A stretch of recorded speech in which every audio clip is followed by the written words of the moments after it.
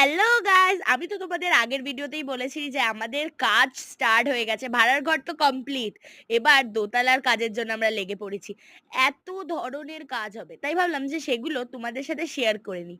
তাই আমি এই এতগুলো মানে একই টপিক তো তাই আমি এইগুলোর একটা নাম রাখলাম ওন ক্লিনিং। তো এটা ওন ক্লিনিং এর পার্ট 1, পার্ট 2, পার্ট 3 অনেক ধরনের পার্টস আসতে পারে।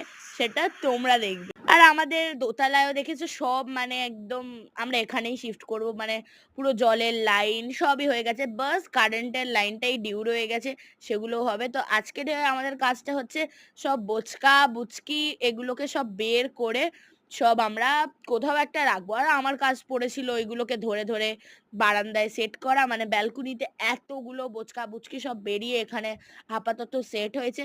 আর সকালবেলা কাবার্ড লাগাতে এসেছিল, যে এই আমাদের যে নিচেগুলো কাবার্ডের যে প্লেসগুলো আছে ওইগুলোতে মানে পুরো কাঠের ডিজাইন, বাট এত সুন্দর লাগছিল না লাস্ট মোমেন্টে।